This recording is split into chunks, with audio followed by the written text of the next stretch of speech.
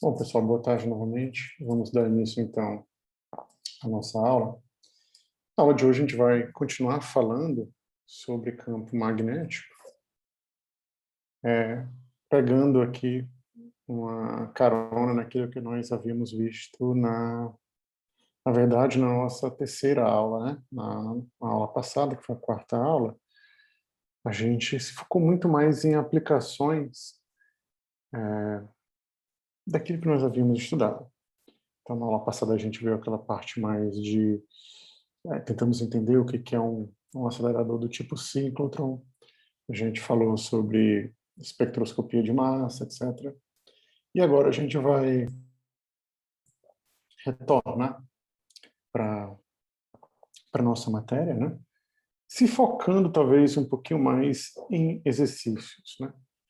Então a gente já viu bastante matéria nova, então a gente vai tentar utilizar um pouco daquilo que nós vimos até agora, fazendo um pouquinho de exercícios, até a aula que vem, quando teremos de novo mais um pouquinho de nova matéria, né? E então,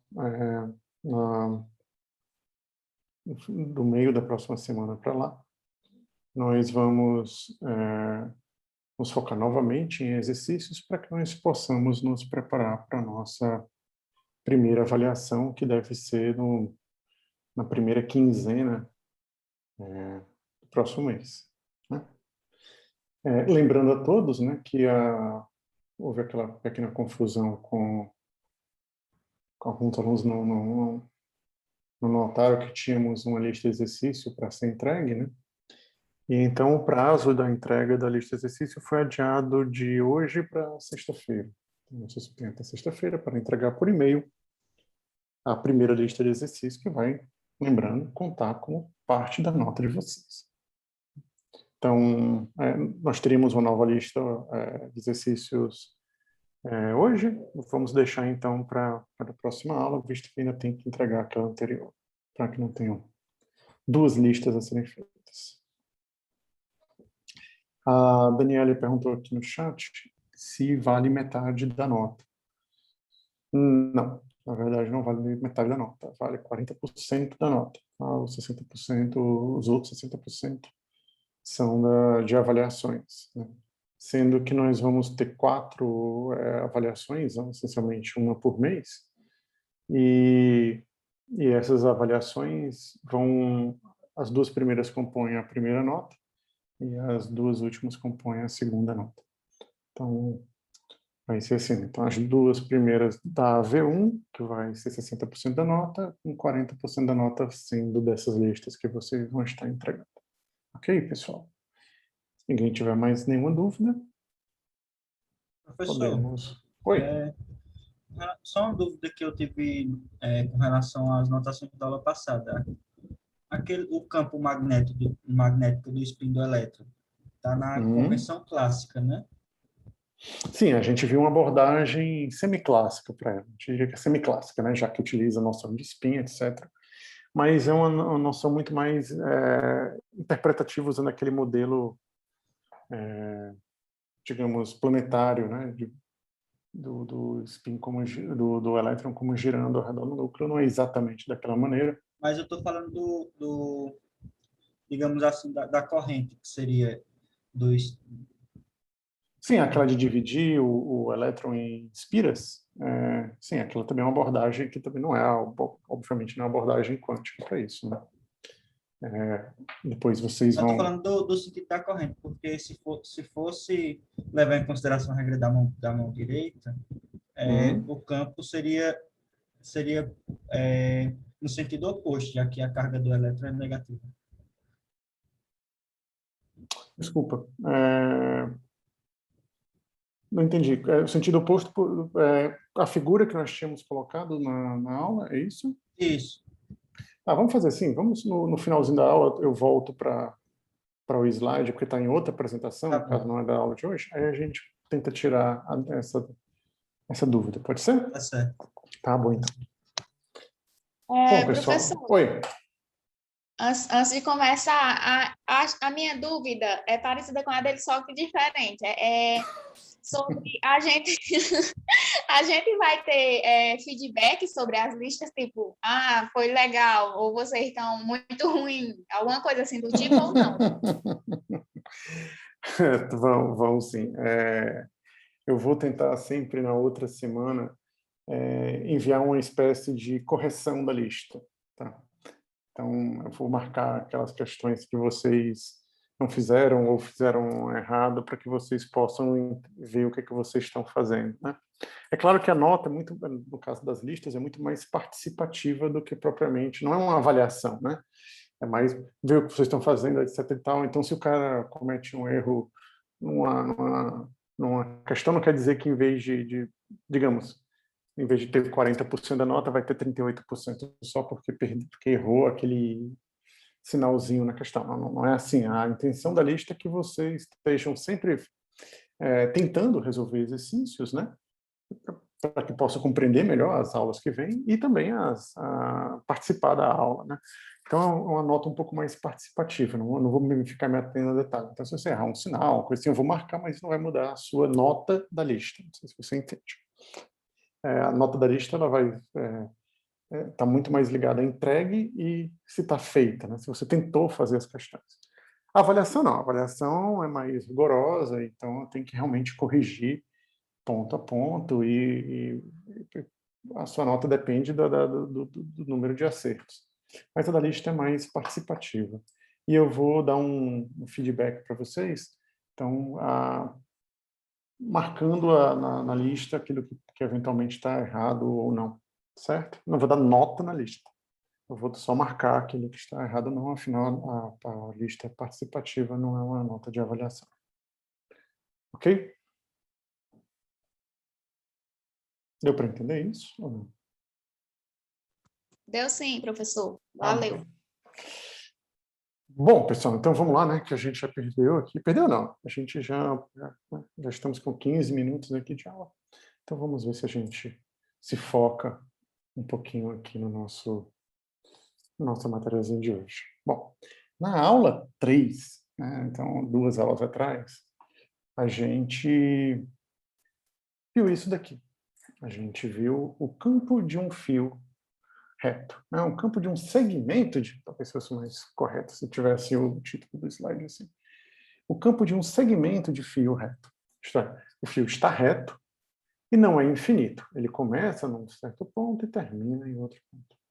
Então, nós fizemos esse desenvolvimentozinho aqui e encontramos que o campo magnético, numa certa posição, como esse ponto P aqui, de um segmento de fio, era dado por essa expressão que está aqui no quadro. Então, a gente viu que dava uma constante, né, envolvendo μ0 4π, era diretamente proporcional à corrente, inversamente proporcional à distância, e dependia essencialmente do tamanho, né, do comprimento do fio dado aqui por esses ângulos, né, que foi a forma mais fácil que a gente achou de mexer na geometria desse problema, né, e designar onde o fio termina e onde o fio começa.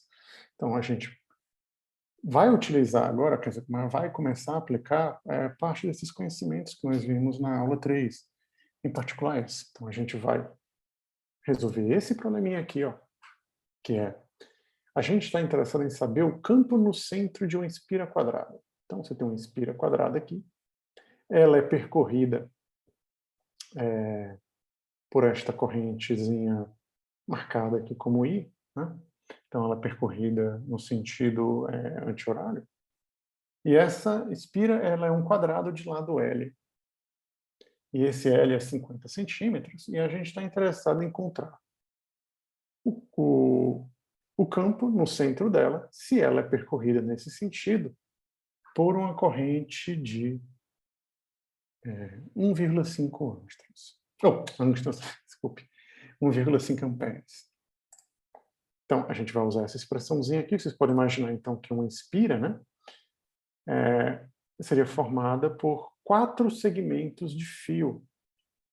Então, é como a gente transportaria esse problema não expira para aquele que a gente viu anteriormente, né? Você poderia imaginar que esse ponto P estaria aqui no centro, né? E não aqui na ponta, onde está aqui marcado. Então, imagine que a gente tem aquele ponto P, na verdade, bem aqui, ó. Por que nós estamos desenhando? Só um minutinho aqui, por algum motivo o meu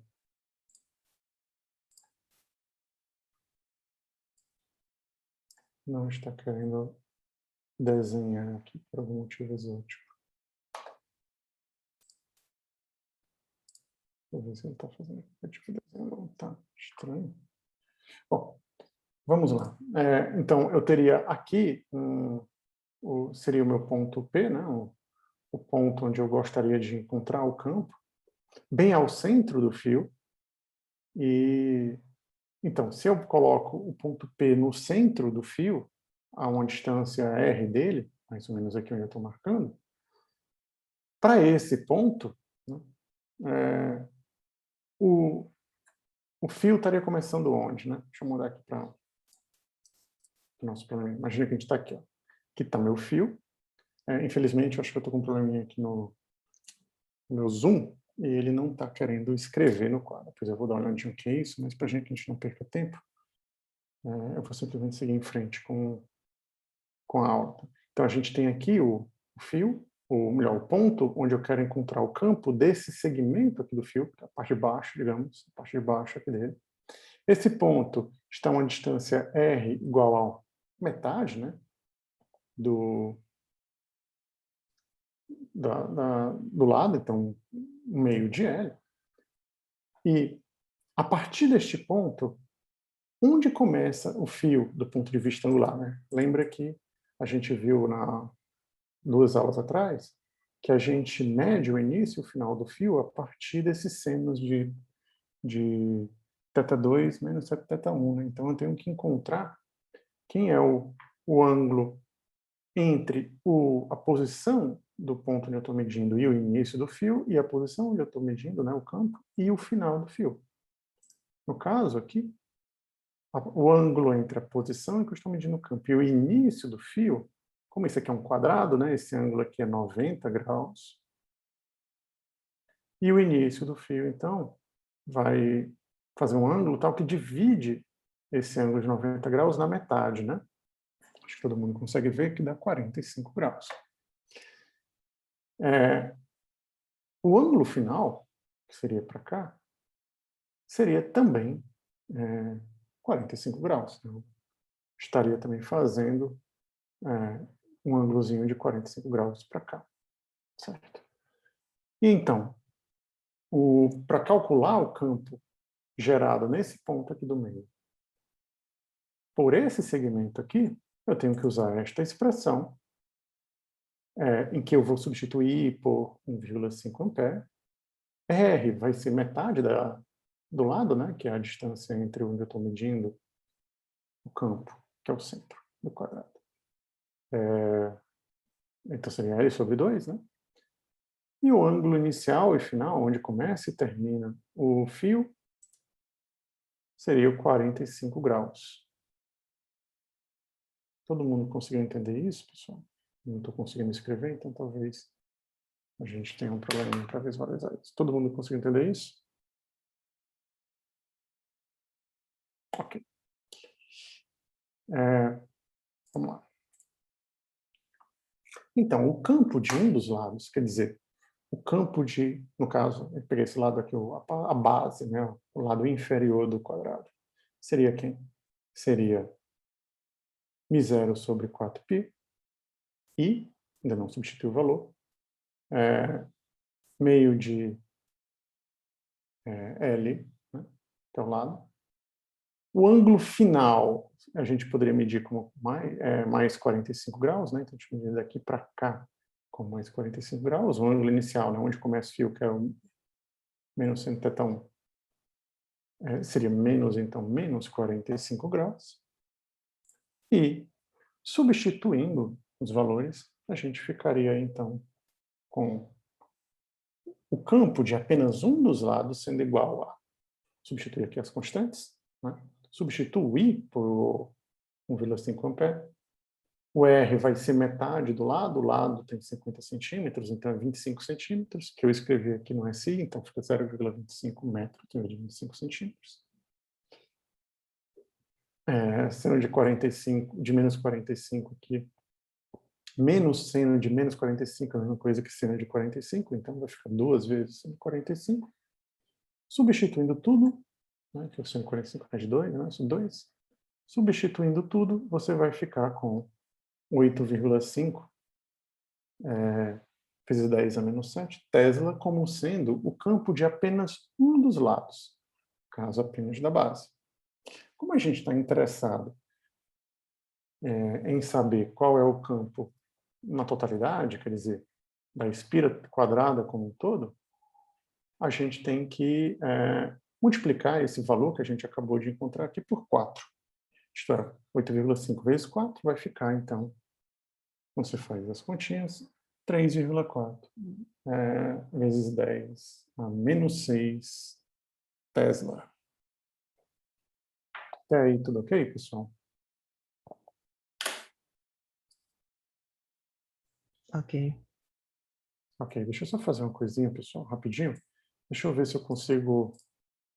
eu estou com um problema para escrever no nosso quadro virtual aqui. Eu vou abrir, então, a lista não, desculpe. Eu vou abrir aqui os slides da gente, como se fosse um PDF. Eu acho que eu vou conseguir escrever mais... Espero, né? Eu consigo escrever mais facilmente para poder dar aula aqui. Depois eu dou uma olhadinha no que está acontecendo com esse meu Zoom aqui, que não está... Eu atualizei ele ontem, então suspeito que tenha sido isso. Mas como a gente não tem muito tempo, nossa aula é relativamente curtinha, então eu vou tentar fazer isso aqui rapidamente. E na próxima aula que não é de vocês, por sinal, né? Próxima aula de outro turno, eu tento... Deixa eu ver se eu consigo escrever agora.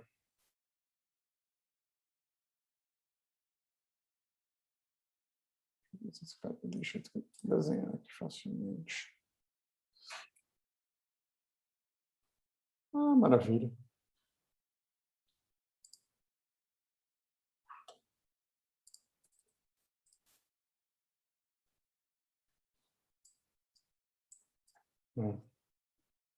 Tá muito bom, porque não estou conseguindo desenhar. Tinha escolhido a cor branca. Realmente, não é, mesmo que funcionasse, não ia funcionar. Não está funcionando. Não. Algo está acontecendo com a minha tela aqui que não está legal. Tá.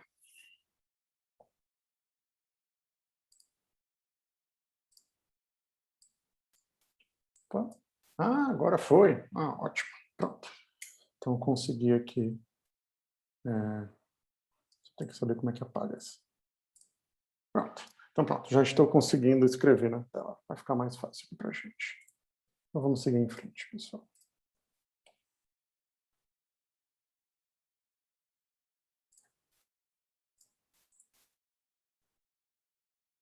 Bom, a gente viu, então, o campo em uma espira quadrada, no caso, no centro de uma espira quadrada. Vamos tentar calcular a força em uma espira, não mais campo. Força, quer dizer, uma espira está submetida a um campo externo e eu quero calcular a força em uma espira. Para isso, pegar uma espira redonda, né, uma espira como essa daqui. Eu peguei esse diagraminha aqui, no caso que a gente colocou só metade da espira, e vou calcular a força nesta metade, mas o que eu vou fazer então é calcula a força na metade, e aí por argumento de simetria a gente vê quanto é que dá a força na outra metade, é só para a gente ter mais espaço para a gente poder trabalhar. Tá? Então esse cálculo que a gente vai fazer é uma força em espira circular, então ela dá essa voltinha para cá. Ok? Então, vamos tentar resolver esse probleminha. Um fio é dobrado em um círculo de raio R. Então, imaginem que o círculo está completado aqui, só que a gente vai se focar apenas na metade superior dele. Bom, e esse círculo, ele está no plano XY. O fio está em um campo magnético uniforme, que aponta na direção mais Z.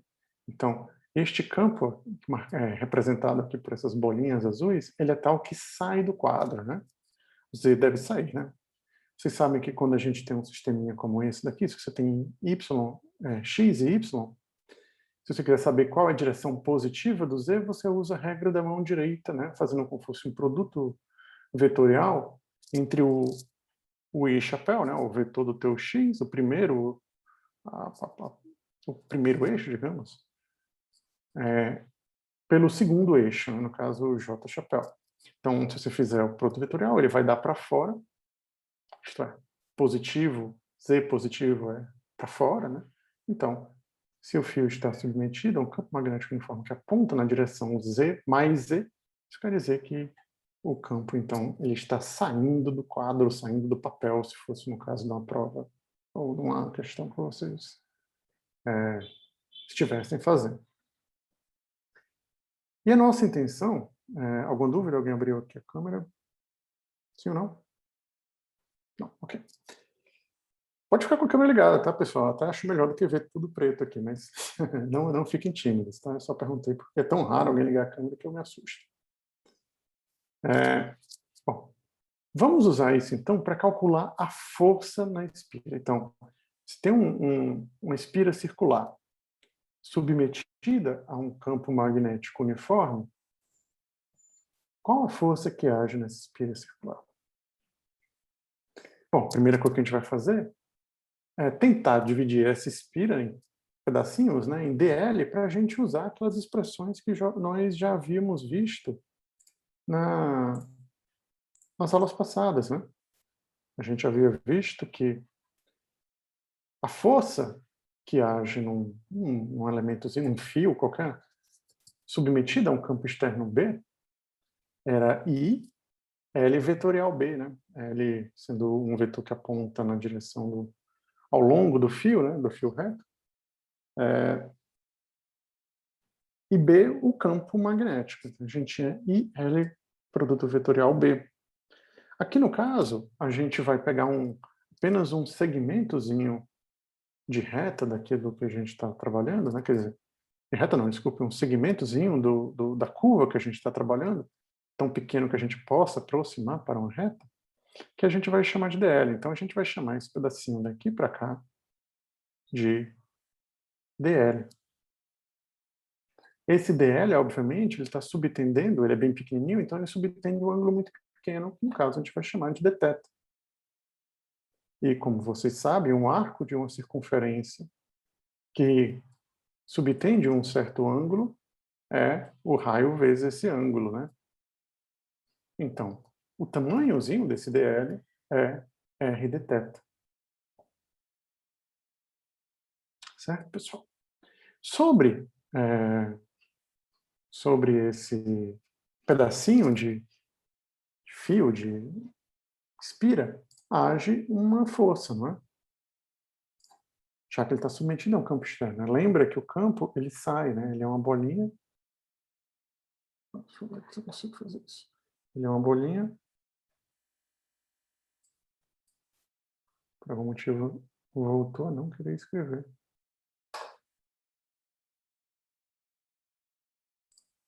Um minutinho, pessoal. Pronto.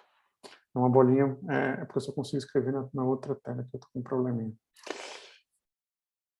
É uma bolinha aqui, né, saindo. Então, IDL é um vetor para cá, né?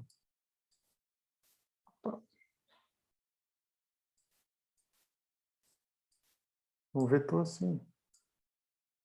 Então, B é um vetor que sai, DL é um vetor assim. Se você botar a sua mão ao longo do DL e fechá-la, né, para encostar em B, você vê que seu polegar vai ficar apontando para cá, nessa direção que a gente botou aqui de DF, certo? Então, F a gente já sabe que é I L vetorial B. Então, o módulo dessa forcinha, no caso, acho para cá, é I dl, né, que é o tamanho do nosso L, B.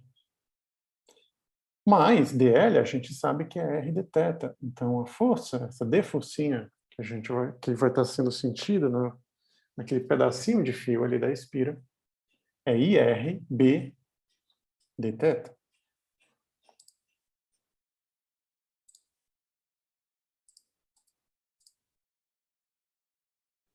Professor, Oi. Ups. Oi. nesse caso aí, nesse caso aí, a diferença desse caso para o que tu já tinha feito é porque esse aí é preenchido na base, é? Não, eu não vou fazer preenchido na base, tá? Eu vou fazer... A gente não tinha feito a verdade, a gente já tinha feito a força no Inspira, não foi? Acho que a gente já tinha feito mas a gente tinha feito na força num semicírculo, não foi isso? Aí ela apontava para cima. Isso. Isso. Agora eu vou fazer ela inteira, porque como eu falei para vocês, quando eu mostrei aquele desenhozinho anterior, eu vou fazer a força numa espira circular. Então, na verdade, a espira é só essa partezinha aqui, ó. Deu para entender isso? Aí, quer dizer, desculpa, não é só essa partezinha. Daqui você está vendo, é só a partezinha. Também. E a parte de baixo também. Só que eu cortei a parte de baixo porque a gente vai usar argumentos de simetria para calcular a força na espira inteira. Certo? Ok. Só um minutinho, pessoal. Deixa eu tirar esse bicho aqui, que na verdade ele está mais atrapalhando do que ajudando. Vou voltar para minha apresentação normal. Já que eu não estou tendo dificuldade de escrever, pelo menos que eu consiga passar os slides, que eu também não estava conseguindo. Então, a gente tem uma forcinha para lá, essa parte a gente já havia feito, né? Essa força ela tem componentes em x e em y. A gente já tinha feito até essa parte. A componente x dela, então, é cosseno de θ, né? E a componente y dela é seno de θ. A gente havia visto que as componentes x se cancelam e a gente tinha ficado com apenas a componente y. Se eu fosse calcular apenas a metade, como a gente tinha feito anteriormente, a gente ficaria com essa expressão aí no quadro, né? Primeiro, a gente sabe que a força é ao longo do eixo y, né? Dessa metade que a gente está trabalhando aqui, somente daqui para cá. Então, é ao longo do eixo y. E seu módulo, quem é que vai ser? É a integral dessa expressão aqui de 0 a π. Acho que ninguém vai discordar disso. Quando você faz a integral, que a gente já tinha feito, você obtém aquele resultado que é 2RIB J chapéu. Tem aí nada de novidade. No entanto, a gente está interessado no círculo e não na metade. Então, a gente tem duas maneiras de fazer isto para encontrar a força em um círculo. A primeira é observar que, por uma questão de simetria, quando você fizer a parte de baixo aqui do círculo, a força resultante nesta metade inferior deve apontar para baixo. Não é? Na parte superior aqui a gente já viu que ela aponta para cima, mais J. Na parte inferior ela deve apontar para baixo. Todo mundo consegue ver isso, pessoal? Espero que sim.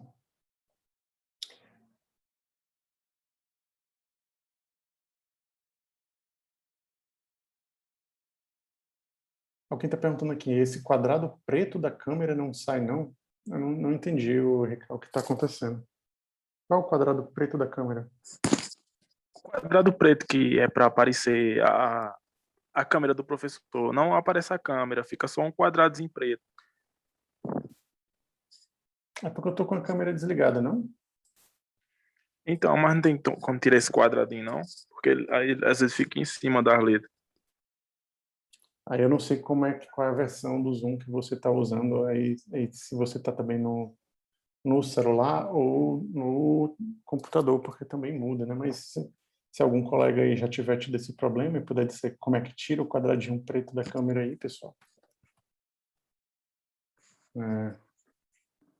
Alguém gostaria de se manifestar? Ou é só no dele que está acontecendo isso? A Ana Paula está dizendo que está normal no dela. Está todo mundo dizendo que está normal. Cara, eu não sei o que você fez aí, qual foi a opção que você ligou para ficar... Só uma perguntinha, pessoal. Alguém está no celular e não está aparecendo esse quadradinho? Quer dizer, está normal? Se alguém puder confirmar.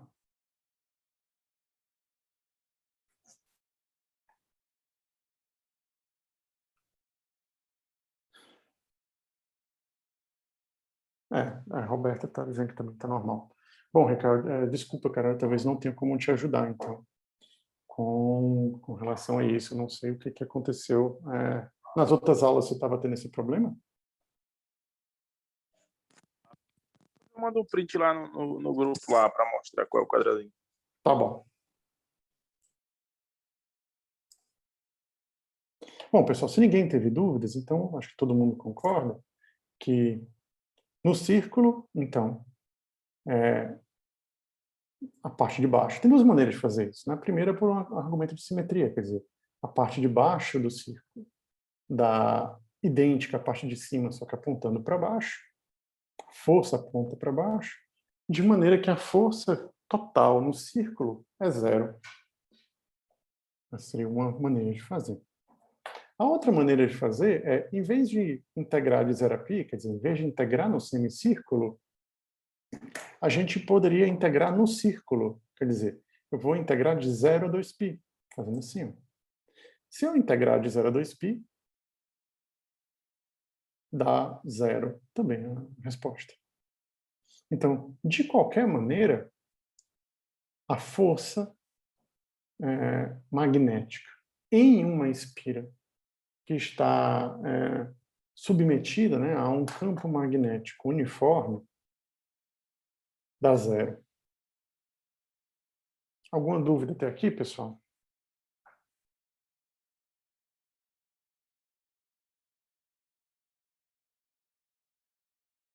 Ok. Então ninguém tem nenhuma dúvida até agora, então a gente pode seguir em frente. A força em um espira é zero. No entanto, o torque em um espira, submetido à mesma condição, quer dizer, coloca essa espira redonda aqui, circular, num campo que está, um campo uniforme, digamos, perpendicular ao plano dessa espira. A força é zero. Força total que age nessa espira, força magnética, zero. Mas o torque não é zero. E é isso que a gente vai ver agora. Na verdade, essa recapitulação todinha é só para que vocês entendam que a força que age no espira, força total que age nela é zero, é sempre zero, mas o torque que age nela não é.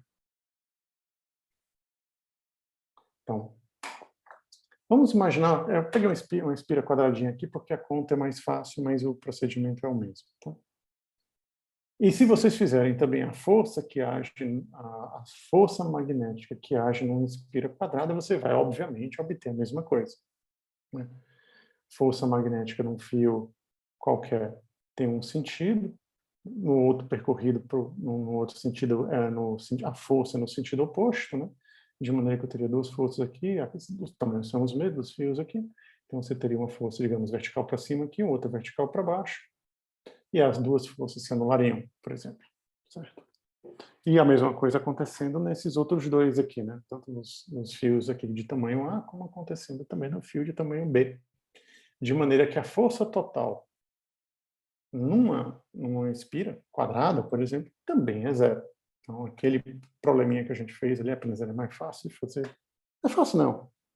É mais direto. Digamos, fazer, em vez de fazer em 4 partes, a gente faz uma só. Mas o resultado é o mesmo. Então, a força total que age na espira quadrada também é zero. No entanto, como a gente vai ver aqui, o torque não é zero. Então, uma espira como essa daqui, se você submetê-la a um campo magnético uniforme, ela vai sofrer uma rotação, que o torque não é zero. Certo? Então vamos lá. Imagine que essa espira quadrada está submetida a um campo aqui que está paralelo ao plano dela, né? Ao plano da espira. Ou, falando de outra maneira, perpendicular a um vetor normal à área dessa espira. Imagine que você tem um campo para cá. Certo? Bom, como é que são as forças que agem nessa espira quadrada? Vamos pegar apenas as forças que vão interessar aqui para a gente, que no caso vão ser as forças aqui nesses fios A e B. Esses fios de tamanho A, Pessoal, Oi. com licença. Oi. Nesse caso aí, a gente coloca o campo no sentido diferente do primeiro caso, que era paralelo ao vetor normal, aí no caso a gente está colocando perpendicular. Mas não vai ter, não, também não vai Seria... mudar, não vai mudar muita coisa não. Você vai ver. Eu vou colocar aqui as forças, você vai ver que vai dar no mesmo, tá? Só que eu não vou botar 4 forças, eu vou botar 2, tá bom? Mas Então, você vai ver que certo. Então, independente do sentido do campo, se ele for constante, a força é zero. Isso. A força é zero, mas você vai ver que o torque não, tá? Então vamos lá. Vamos ver se você entende, continuando aqui, se qualquer coisa você me chama. Pode ser? Então vamos lá. A força que age, vamos olhar para esse segmento aqui de trás, tá, pessoal? Lembrando que eu não vou poder escrever agora, então, por favor, se contentem com o mousezinho balançando aqui. Então, olhando para esse segmentozinho aqui de trás, vamos tentar analisar a força somente nele. Bom, para encontrar a força nele, a gente tem que saber a corrente que passa por ele, vamos dizer que essa corrente seja I. A gente já disse, né? Tá aqui o I, ó. A gente vai precisar de um vetor que aponta ao longo da corrente dele, né? E tem o tamanho do segmento, então seria um vetor assim, que eu estou chamando de A, sem setinha em cima por uma questão para evitar fadiga, né? Mas esse aqui é um vetor, tá? Então esse Azinho que é um vetor que vem daqui dessa partezinha da direita e descendo aqui até a esquerda. E qual é a força que age nesse segmentozinho que está sendo representado por esse vetor A? Alguém é capaz de me dizer? Em que sentido aponta esta força?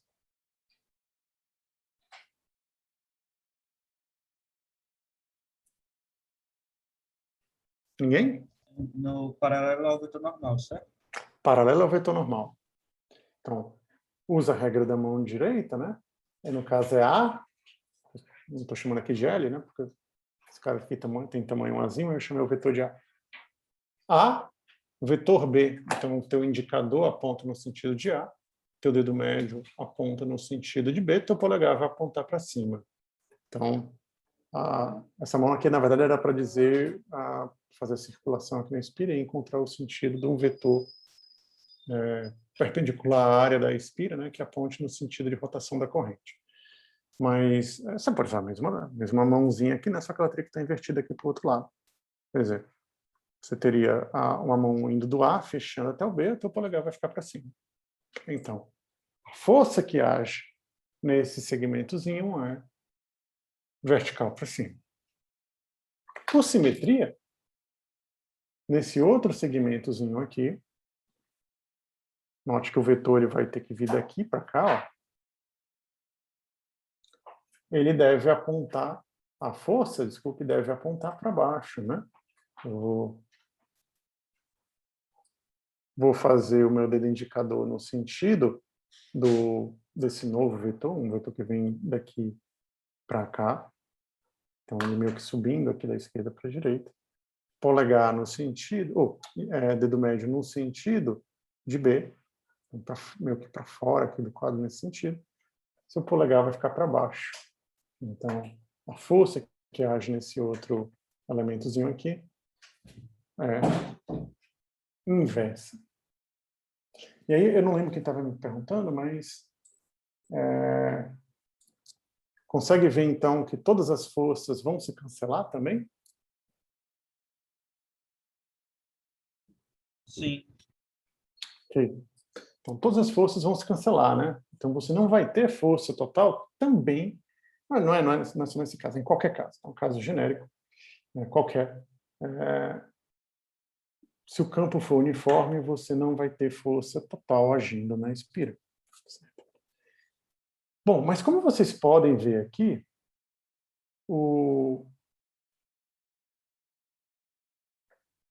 essas forças elas vão promover um torque, né? Se eu pegasse aqui um eixo ao longo do meio da espira aqui, então vindo aqui do meio desse Bzinho aqui, passando por esse normal, base do normal vindo para o outro aqui, você imagina que essa espira está presa, né, por essa coisa, mas podendo girar, como esse daqui puxa para cima e esse cara puxa para baixo, vai ter uma rotação. Quer dizer, essas forças, os torques promovidos por essas forças não se cancelam, você vai ter um torque total aparecendo aí nessa espira. Espero que todo mundo consiga ver. Bom, quem é o módulo da força? Das duas, no caso, tanto da F1 como da F2. O módulo das forças, note que eu tirei a setinha, né? O módulo das forças, quem é? É a corrente, né? Comprimento do fio.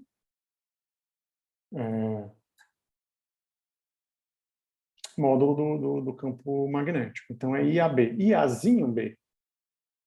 Tanto desta daqui como desta daqui, os módulos são iguais.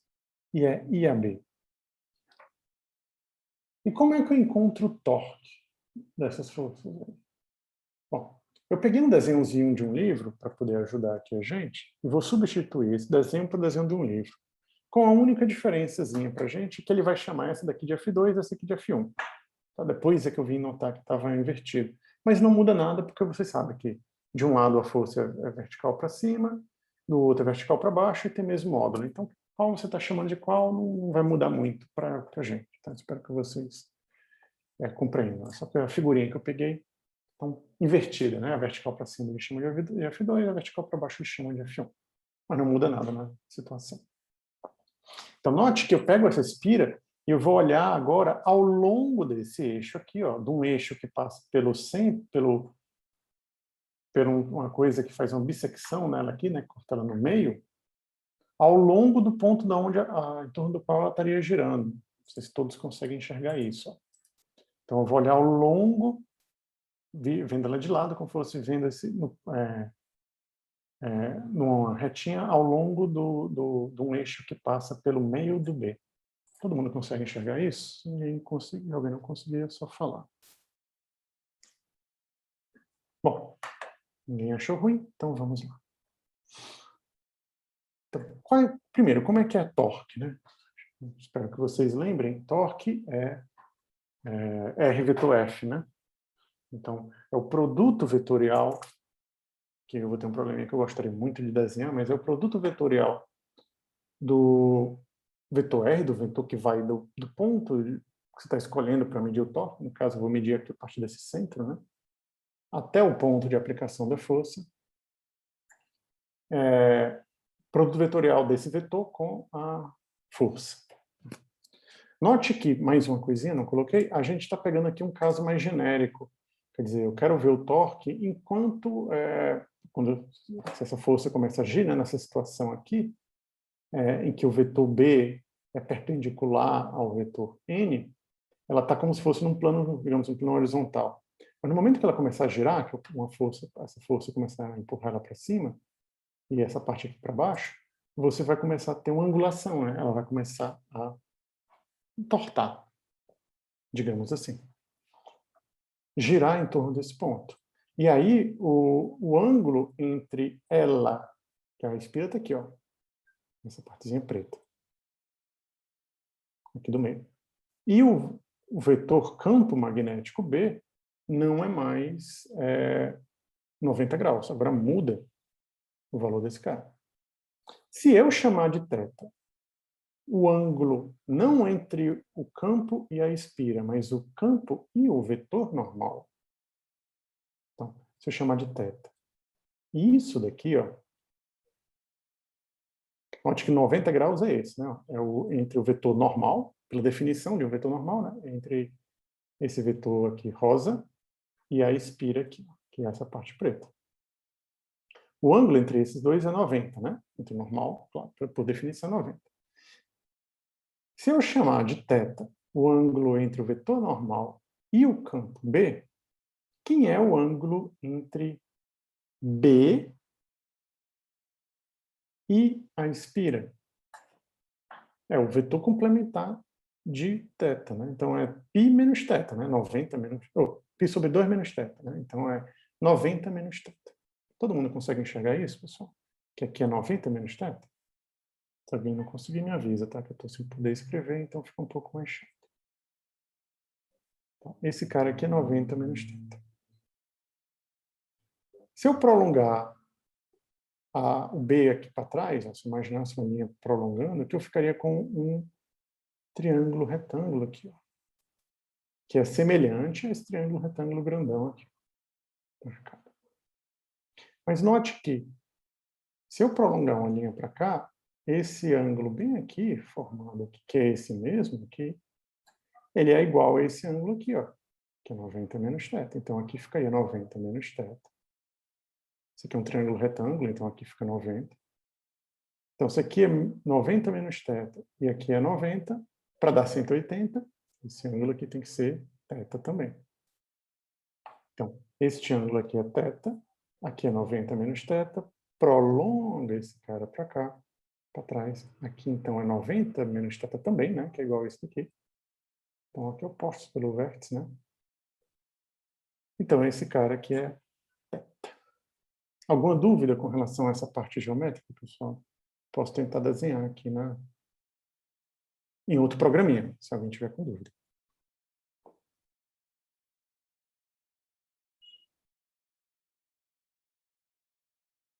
Bom, nenhuma dúvida por enquanto na parte geométrica, então vamos seguir em frente. Então, quem é o torque da força 2, que é essa força aqui? Que aqui nesse caso está apontando para cima, e lá naquele gráficozinho onde a gente estava, eu chamava que apontava para cima de fio, mas não tem problema. Então, essa força que aponta para cima, qual é o torque dela?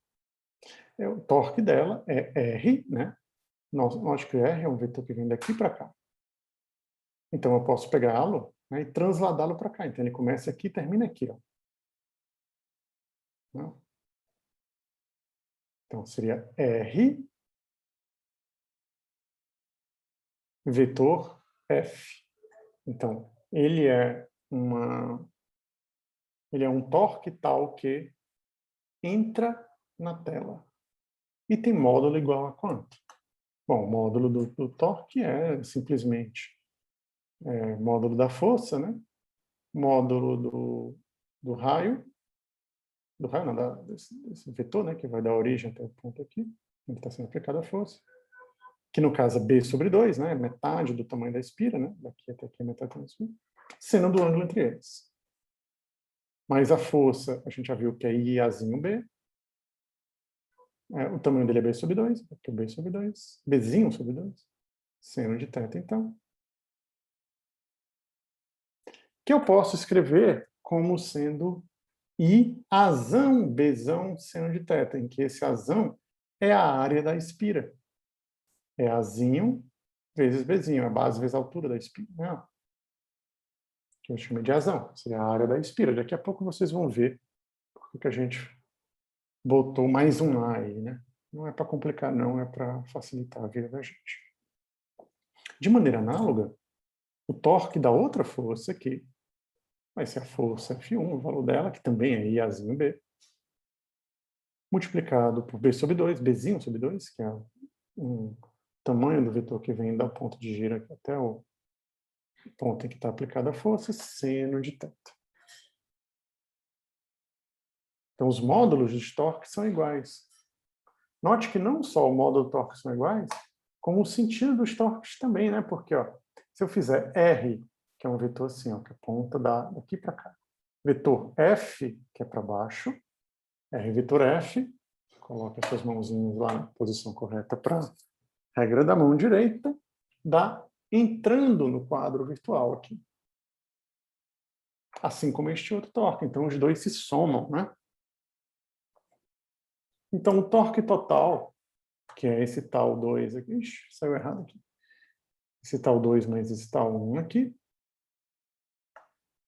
é 2 vezes esse valor aqui, então só mata esse meio que vai aparecer. Então é I a zão, quer dizer, I vezes a área da espira, B seno de θ. Este é o torque que age, então, numa espira quadrada de área A, que num certo instante de tempo está fazendo um ângulo θ. Se o vetor normal, né, o vetor normal, ela faz um ângulo θ com relação a B, ao campo, e está sendo percorrida por uma corrente I. Até aqui tudo ok, pessoal?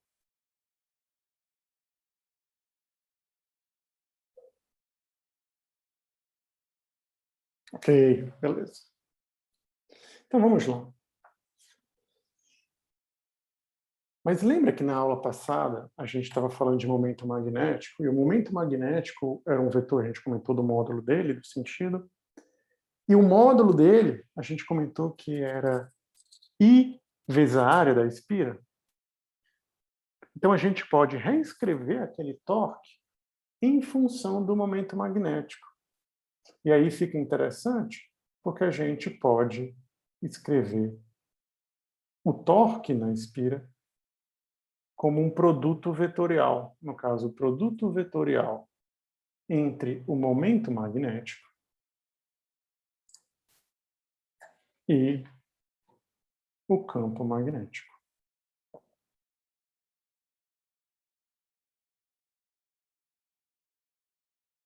Vamos ver uma aplicaçãozinha interessante para isso daqui? Se você pegar uma espira, então, e colocar num campo uniforme, ela vai girar, não é? Se por ela tiver, se ela estiver sendo percorrida, obviamente, por uma corrente I, né? Então, se não tiver corrente nenhuma, ela não vai interagir com o campo magnético. Mas se estiver percorrida por uma corrente, ela vai girar. Esse é o princípio de funcionamento de um motor de corrente contínua, que é isso que a gente vai botar uma animaçãozinha agora no quadro. O motor de corrente contínua nada mais é do que uma espira, ou várias espiras, né, uma bobina, submetida a um campo uniforme, ou não, às vezes não é necessariamente uniforme, mas no caso aqui está como se fosse uniforme. Quer dizer, se eu colocasse um ímã aqui, aconteceria esse tipo de coisa. Se eu botasse um ímã em U, por exemplo, né, aquele ímã que vem assim por cima, aí o campo fica desse jeito. Você teria, então, a possibilidade de criar um motorzinho. Pessoal, eu vou dar um play aqui no motorzinho e vou só pegar uma aguinha aqui para mim, que eu estou com um pouquinho de sede. E aí, se alguém tiver alguma dúvida com relação ao funcionamento do motorzinho desse daqui, eu volto daqui a menos de um minuto. Pode ser, pessoal? Já volto, tá? Só para pegar uma aguinha aqui para mim, que eu estou com um pouquinho de sede.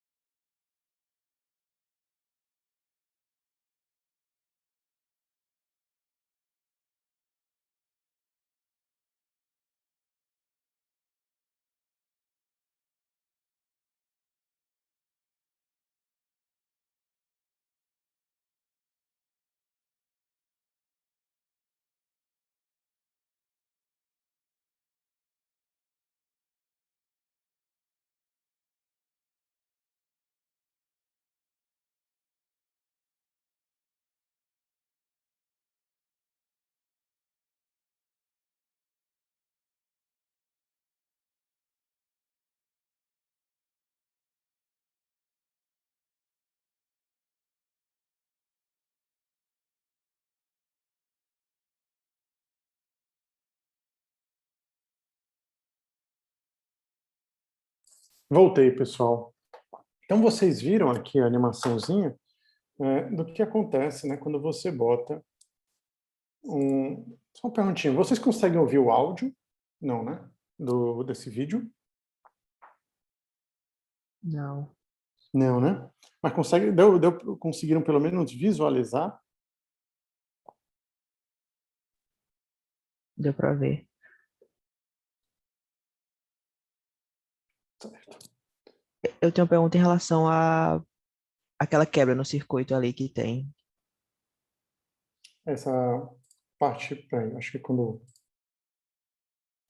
Essa parte aqui, né? Deixa eu tentar botar ele virado para frente. É isso aqui que você está perguntando, não é isso? Isso. Então, porque é o seguinte, ó, a corrente produzida pela...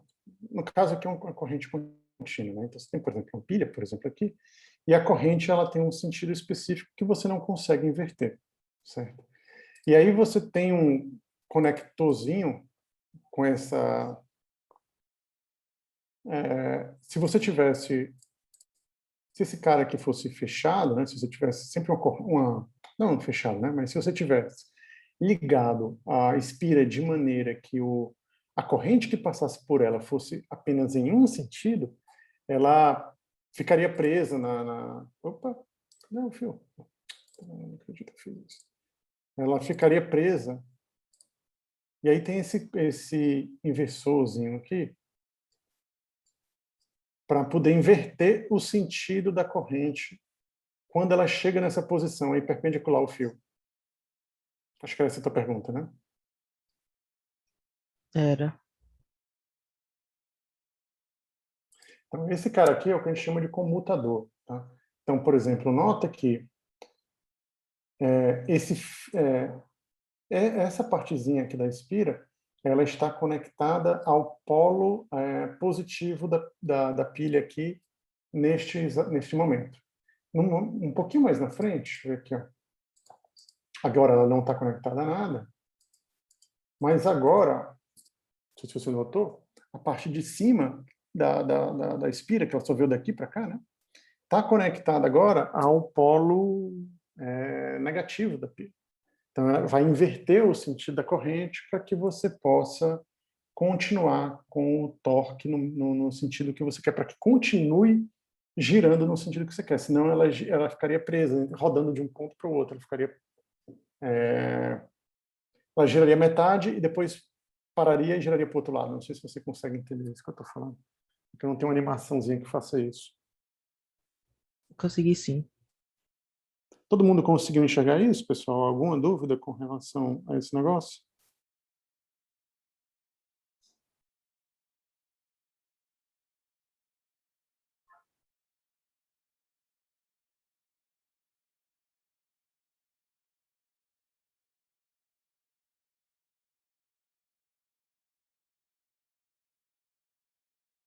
Ok.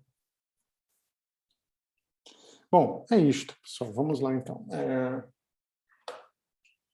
Que agora...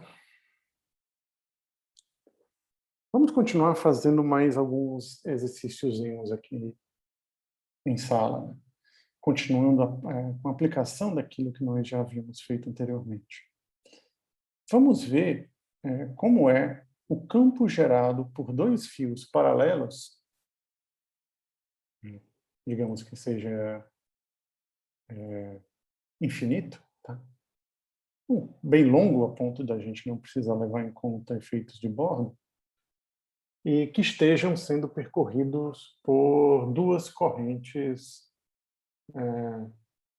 de mesmo sentido, no caso aqui. Então você tem, por exemplo, um fiozinho aqui, ó, esse fiozinho mais à direita, está sendo percorrido por uma corrente de 1,7 ampere, vindo nesse sentido como se fosse aqui da direita para a esquerda. Esse outro fio, que está em outra posição, em X, né, ao longo do X, está sendo percorrido aqui por uma corrente com o mesmo sentido desse anterior, também digamos, de 1,7 ampere. Daqui a pouco a gente vai ver uma aplicação para isso daqui, tá? Para esse probleminha que a gente está vendo agora.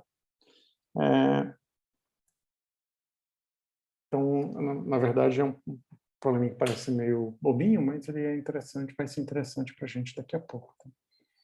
Não especificamente para esse campo, mas para a força entre os fios, que a gente vai fazer daqui a pouco. Mas vamos primeiro se focar no campo, então.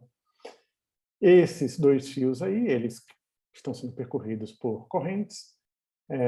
Um fio está posicionado na posição menos 3x, menos 3 na posição x, desculpa, y igual a zero, então está ao longo do eixo x aqui na posição menos 3. Esse outro está na posição mais 3, então entre um e outro está 6 centímetros de distância. E a gente está interessado em encontrar o campo num ponto P também que dista a 6 centímetros, mas não dos fios, 6 centímetros da origem, então é 6 centímetros ao longo aqui do eixo Y. Não sei se vocês conseguem enxergar isso daqui, certo? E a nossa intenção, então, é encontrar o campo nessa posição. Alguém gostaria de dizer como é que faria para resolver um problema como esse? Colocar em sala de aula, ou numa prova, digamos, 2 fios, distância dele até a origem 3 centímetros, percorrido por uma corrente de 1,7 ampere, quero encontrar o campo aqui em cima. Como é que vocês fariam, hein, pessoal? Primeiro tem que achar a distância entre o fio e o ponto, né? Como aí é um triângulo isósceles. Entre o fio e, desculpa? Entre o fio e o ponto. Isso. Entre o fio e o ponto. Isso quer dizer, essa distância aqui, né? Isso. Certo. Depois. Aí depois calcula o outro e soma os dois, né? Ah, mas e como é que vai ser? Me responde aí. Como é que é o campo nesse ponto aqui causado por esse fio, por exemplo, aqui para a direita? Para onde ele aponta? Os campos, na verdade, estão em direções contrárias, né? Estão em direções contrárias? Vão sendo lá, ali em cima? É isso que eu estou falando? Como é que é o campo ao redor de um fio? Vocês estão lembrados? Ele circula o fio, né?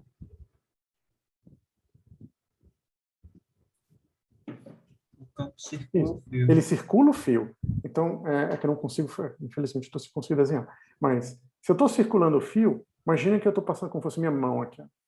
Então, ao chegar nesse ponto aqui, para onde está apontando o campo? Está como se fosse aqui para a esquerda e para baixo, não é? Isso. Tá. E para esse outro fio aqui, está como? Para esse da esquerda aqui, esse fio aqui. Você tem que passar como se fosse um círculo ao redor dele, né? E ele fica para a esquerda e para cima, né? Deixa eu só... eu tirei aqui para vocês, vou botar de volta, pessoal. Só para ver se eu consigo, pelo menos... desenhar, porque talvez eu precise desenhar aqui. Eu vou abrir aqui um programinha. Se eu precisar desenhar, eu já deixo o programinha aqui. E aí a gente consegue tirar alguma dúvida. Pronto, deixa eu ver só se estou desenhando aqui. Aê! Pronto. Então eu vou desenhar, porque senão fica complicado eu tirar a dúvida de vocês, né? Então vamos lá. Então, um fica para cá, como fosse para a esquerda e para baixo, e esse outro aqui.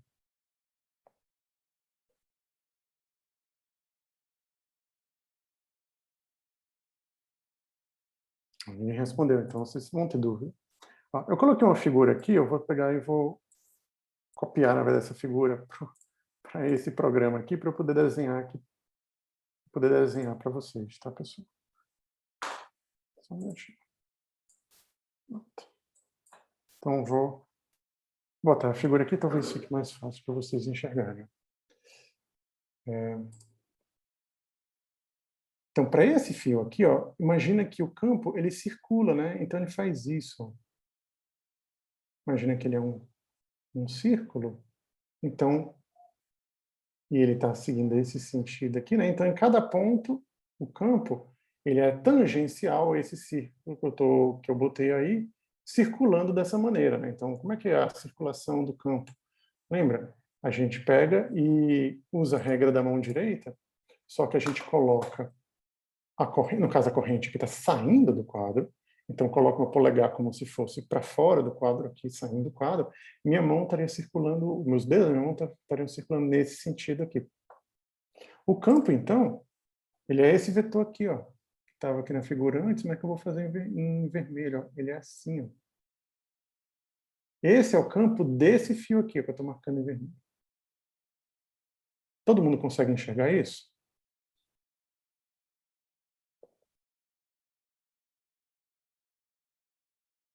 Ok, ninguém falou que não, então vou supor que sim. E desse outro fio aqui, que eu vou marcar em verde aqui, sei lá. Como é que fica, né? Bom, deixa eu fazer um círculozinho azul também para esse cara. Para esse outro, né, a circulação ao redor dele é mais ou menos assim, ó. Eu coloco meu polegar no sentido saindo aqui da tela. O círculo que envolve ele seria esse outro aqui, ó. E quem é o vetor dele? Não, é um vetor tangente a esse círculo. Então é um vetor assim, ó. Ups. Todo mundo consegue ver isso, pessoal? Porque isso aqui é relativamente importante, né? Então, se alguém tiver alguma dúvida, por favor, fale agora.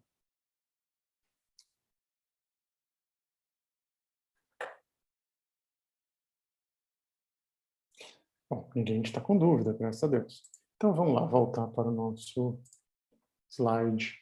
Então, a corrente desse fio aqui causa um campo aqui, ó.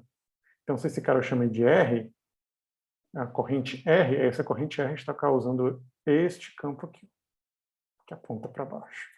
Já esta corrente aqui, chamada de L, é esse para cima. Note que não são opostos como vocês achavam anteriormente. Apenas a componente Y dele se cancela. A componente X não se cancela. Então a gente vai se focar na componente X dele. Que é quem, né? Bom, se esse cara aqui, aí usa aquelas brincadeirinhas geométricas que a gente está acostumado a fazer, né? Encontra qual é o ângulo entre este vetor aqui e este vetor aqui, né? Sabendo que esse ângulo aqui é 90 graus, você encontra que esse cara aqui é θ. É o mesmo ângulo formado por esse cara aqui. Então, a componente x, que é a que sobra do BR aqui, é BR cosseno de θ. E a componente x que sobra do BL, também aqui, se eu fizer a mesma coisa, aqui também é θ, também é cosseno de θ. Todo mundo consegue enxergar isso?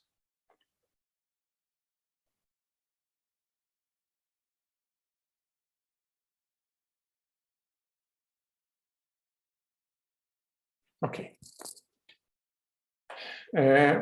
Então, você fica com uma componente que vai ser duas vezes essa componente, BL ou BR, né? Cosseno de θ, na direção o quê? Bom, se para cá é o eixo x, para cá é menos x, né? Deve ser x nos negativos. Então, deve ser duas vezes, qualquer uma dessas duas, que são iguais, né? Em modo, cosseno de θ e chapéu. Então, eu vou botar para baixo, né, a expressãozinha do campo gerada por um fio, deixei ela para cá, e vou escrever quem é esse B aí, esse vetorzinho azul escuro. Esse vetor azul escuro, então, é duas vezes, porque a componente desses dois caras se somam, a x. É menos, porque a ponta do menos x, né? Eu escolhi aqui botar uma delas BL, né? Não podia ter posto BR, as duas são iguais. Então fica BL, BR. BL que é igual a BR, né? Mas que é igual a quem? Bom, a gente sabe que o campo a uma distância R do fio é dado por essa expressãozinha aqui embaixo. Então, tanto BL como BR vai ter essa cara aqui. Então, quando eu for fazer a conta aqui, eu vou botar duas vezes esse cara, cosseno de θ. O que falta a gente fazer? O que a gente tem, né, dessa expressão aqui? A gente tem a corrente, que é 1,7 no pé. Aqui são constantes, o 2 é constante. Tarará. Mas o que vai faltar? Falta o R, a distância do fio até o ponto, né, que é igual a essa daqui também. Falta esse R. E falta cosseno de θ também, não é? A gente não sabe quem é cosseno de θ nessa geometria aqui. A gente sabe que daqui para cá são 6, né? Centímetros. Daqui para cá, né, para a origem é 3. A gente sabe que daqui para cá é 6 na altura, que é o que está dito aqui, ó. Mas a gente não sabe, quem é R, e 2, quem é cosseno de θ. R é fácil de descobrir. R é essa hipotenusa aqui, então é raiz de 3 ao quadrado mais 6 ao quadrado. E cosseno de θ, quem é?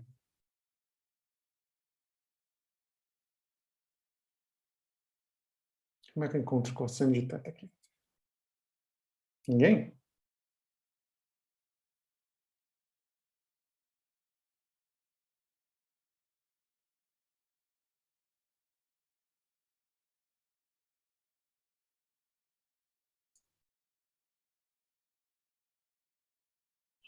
Quem é cosseno de θ, galera? Se eu falasse assim, cosseno, vocês pensariam em quê? Qual a definição de cosseno? Em função dos catetos e da hipotenusa. Né? Cateto adjacente sobre hipotenusa? Isso. Isso. Então, quem é cosseno de θ? Está aqui o θ. Ó. Cateto adjacente, que é esse tamanho aqui, vocês sabem, é 6. Porque a distância do ponto P à origem é 6 centímetros. Sobre hipotenusa, que é o R, que a gente acabou de fazer aqui, ó, dá 6,7. Então, 6 dividido por 6,7 é cosseno de θ. E aí você só calcula lá o que você quiser, né? No caso aqui eu estou calculando BL, dá 2, 1,7 ampere, dividido por, multiplicado aqui por μ0 sobre 4π, dividido por 6,7 centímetros, né? Que é 0,067 metros, dá 5,07 tesla. Então, BL, que é igual a BR, é isso.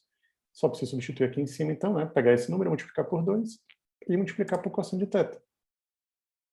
Cosseno de θ é 6 por 6,7, que é 0,89. Então, aquele vetor B ali, o vetor do campo magnético, é essa expressãozinha que está aí no quadro.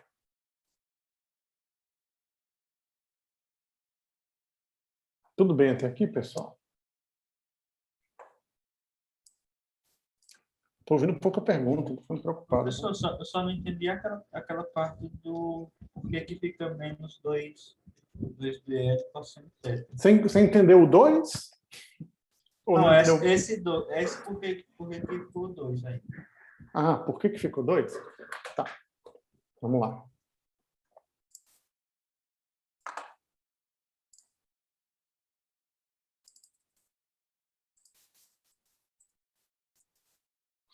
Você entendeu por que os vetores dão assim? Ficam desse jeito?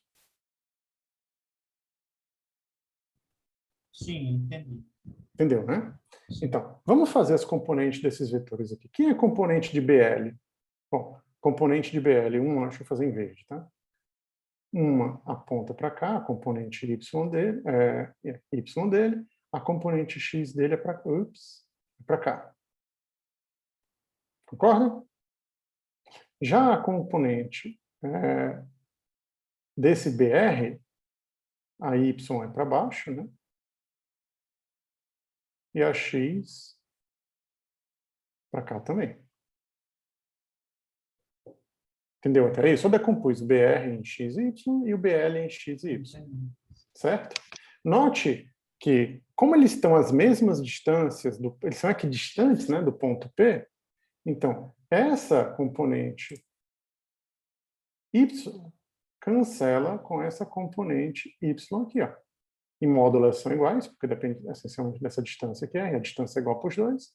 Então, essas duas componentes cancelam. Eu fico com duas componentes aqui, ó, em X. Que está sendo representada, as duas somadas, sendo representadas por esse vetorzão azul escuro aqui, ó, que vai estar aqui. Certo? Até aqui tudo bem? Sim. Ou não? Então, quem é esse vetor aqui, B, azul escuro? Bom, esse B azul escuro, então, é duas vezes, porque tem duas componentes iguais aqui. Pelo mesmo argumento, né? Dessa daqui ser igual, essa aqui também é igual. duas vezes, aí escolhe uma delas, a componente de BL na direção X, a componente de BR na direção X, vou botar BR só para ficar diferente. Duas vezes BR cosseno de θ. Eu tenho que projetar, né? O tamanho dessa daqui, quem é? É B, o tamanho dessa rosa aqui, por exemplo. É B cosseno θ. Então, a outra também é BL, né? Cosseno θ. Então, qualquer uma dessas duas componentes aqui é B cosseno θ. Entendi. E Então, aí as duas ficam... Minha dúvida era para saber o ângulo θ estava junto com o eixo X ou com o eixo Y? Ah, Essa tá era a certo. minha dúvida. Bom, deixa eu só acabar essa parte aqui, que aí eu vou Mas para os tu- ângulos, tá? A gente faz os ângulos rapidinho aqui. Eu já entendi. Já entendeu? Bom, Já. beleza. Então, essa daqui é negativa, esse cara é negativo, porque ele aponta no sentido contrário de x, x é para cá, ó.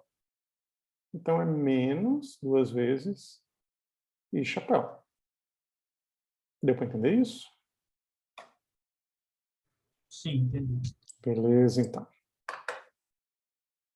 Então, galera, mais alguma pergunta?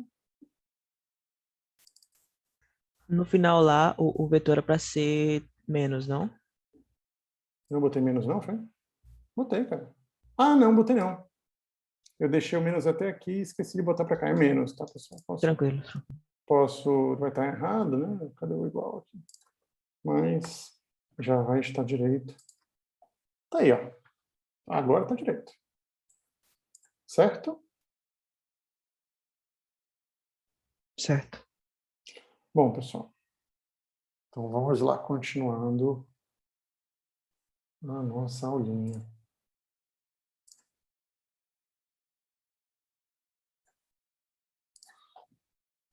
Vocês devem estar lembrados desse desenvolvimentozinho que a gente tinha feito. Na aula 2, na segunda aula, a gente tinha feito um desenvolvimentozinho desse daqui. A gente encontrou a força em um segmento do fio, né, que a gente utilizou agora no começo da aula, e a gente fazia o desenvolvimento e a gente encontrava, então, que a força que age num pedacinho do fio, então, era I, L, vetorial B. Não sei se vocês estão lembrados. Não sabia se vocês iam lembrar, não, mas como ninguém comentou no início da aula, e eu usei essa expressão aqui para calcular a força no início da aula, então está todo mundo se lembrando, né? Então, vamos utilizar essa mesma expressão para calcular agora a força entre dois fios. Note que no problema anterior, a gente encontrou o campo causado no espaço por dois fios percorridos por uma certa corrente. A minha pergunta agora é diferente. É a força que um fio causa em outro. Então, eu tenho dois fios, como nesse diagramazinho que está aí no quadro. Os dois, de maneira análoga àquilo que a gente tinha visto anteriormente, também são percorridos por dois fios, ou por duas correntes de mesmo sentido. Esses fios estão a uma certa distância que a gente vai chamar de R. Note que agora a gente está chamando de R a distância entre os fios e não a distância dos fios ao ponto que a gente estava medindo. Está chamando de R agora a distância entre os fios. Tá? Essencialmente porque eu estou interessado em saber qual é o campo de um fio aqui para poder saber qual é a força que esse fio faz nesse e depois multiplicar por 2 para saber que a força que o outro faz no também. Então, a gente está chamando de R agora essa distância. E a nossa intenção é utilizar esta expressão aqui para calcular a força entre dois fios. Se eu colocar dois fios percorridos por uma mesma corrente, quando eu ligar a corrente nesses dois fios, o que vai acontecer com eles? Nada, repulsão ou atração? E se tiver repulsão ou atração, de quanto vai ser essa repulsão ou atração? É isso que a gente está interessado em fazer. Para isso, a gente vai usar aquela expressãozinha que a gente usou em aulas passadas e também no início dessa aula, né? De que DF é igual a I dl vetorial B, para tentar descobrir qual é a força que o fio 1, percorrido por essa corrente, I1, faz no fio 2. A gente viu num dos slides, uns 3 slides para trás, 4, que o campo desse fio a uma certa distância é esse daqui, ó.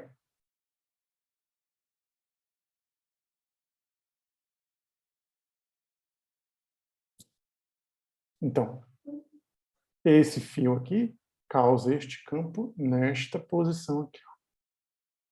Causa este campo aqui. Não tem como marcar, mas essa partezinha aqui depois dela. Certo?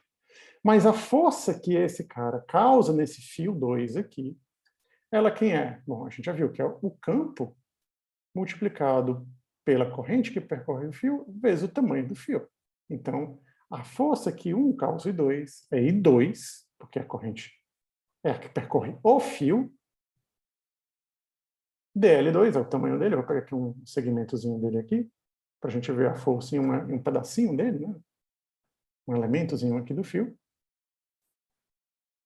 Aí, multiplicado pelo campo que esse fio I, que foi percorrido pela corrente I1, causa nesse ponto aqui, no meiozinho do DL. Tudo bem até aí, pessoal?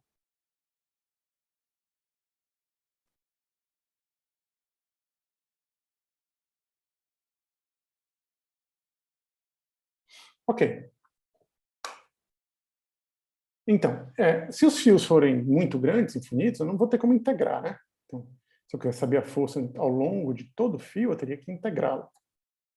Eu teria que integrar de menos finito a mais finito, né? No caso, seriam os tetazinhos lá, como a gente já fez, né, anteriormente. E a gente ficaria com uma coisa um pouco maluca, mas eu posso pegar e, em vez de escrever dessa maneira, fazer a seguinte brincadeira. Eu posso passar esse DL2 aqui, ó, dividindo. Assim eu fico com força por tamanho, quer dizer, a força por unidade de comprimento. Isto é, cada metro do fio, por exemplo, vai estar agindo uma força dF12. Que depende de quem? Vamos reorganizar esses caras. Pego esse I2, boto para o outro lado para ficar mais bonito. Então vai ficar μ0 sobre 2π e 1 e 2 sobre R. Isto é, a força por unidade de comprimento que age em um fio causado por outro fio é dada por essa expressão aqui. E por que isso é interessante para a gente? Porque até 2018, a definição de Ampère era baseada em forças. Depois a gente vai falar da definição mais moderna dele, mas essa é uma definição moderna, mas, digamos, foi modificada, depois a gente vai falar um pouquinho sobre ela. Mas a definição de Ampère, pronto, eu botei aqui um pedacinho da página da Wikipédia, que dá a definição de Ampère. Aí você vai ver, ó, o Ampère é atualmente definido, está um pouco atrasado isso aqui, em termos de uma corrente que, se mantida em 2 condutores paralelos retilíneos de tamanhos e posições específicas, irão produzir uma certa quantidade de força magnética entre os condutores. O ampere, na verdade, né, ele está melhor definido aqui embaixo. É a intensidade de uma corrente elétrica. Então, a corrente de 1 ampere é aquela corrente tal que produz uma força atrativa de 2 vezes 10 a menos 7 newton por metro de comprimento, né? Então, uma força dessa por metro de comprimento de fio entre 2 fios condutores paralelos retilíneos de comprimento infinito, seção desprezíveis colocada a 1 metro de distância entre si no espaço. Então, se eu pegar 2 fios e fizer os dois serem percorridos por uma... Você vai mudando a corrente deles e você bota um dinamômetro aqui, digamos. Bota um dinamômetro dele aqui. Se quando você chegar no dinamômetro e medir 2 vezes 10 a menos 7 newtons, se eles estiverem a 1 metro de distância entre si, a corrente que você teve que colocar para que essa força de 2 2 vezes 10 a menos 7 newtons aparecesse um dinamômetro, é uma corrente de 2 amperes. Definição de ampere é essa daí para a gente por enquanto. Então, esse probleminha que a gente fez, ele auxilia a gente a interpretar melhor a definição de ampere. A gente está chegando ao nosso final da aula, a gente ia falar um pouquinho da balança de corrente, que é o dispositivo utilizado para medir esse tipo de coisa, né? Porque vocês viram que a força é bem pequenininha, então eu falei, bota um dinamômetro. Não é bem assim, né? A gente utiliza um outro tipo de dispositivo, mas como a gente já terminou nossa aula, nós estamos em 3 e 2, eu vou deixar para falar isso daqui na aula que vem. Pode ser, pessoal? E aí a gente começa, então, a aula que vem a partir da balança de corrente e segue a nossa matériazinha. Ok, pessoal? Alguma dúvida? Podemos terminar a aulinha aqui? Professor, Oi? me lembra só uma coisa assim, bem básica mesmo, que dá até vergonha de perguntar, mas F de 2 é a força que 1 faz em 2, né? É isso. Certo. Aqui ela. É a força que 1 faz em 2. Tá bom? Tá certo. Faz muito tempo que eu assim, que eu não relembro esses conceitos. Tá certo. E aí você pode ver a direção dela fazendo o produto vetorial usando a regra da mão direita. Você vai ver que ela dá nesse sentido aqui. A gente pode recomeçar desse ponto aqui na próxima aula, para que não haja dúvidas. Tá bom, pessoal? Para a gente falar da balança de corrente. Então, a gente vê esse slide aqui, tira as dúvidas e recomeça na próxima aula, ok? Ok.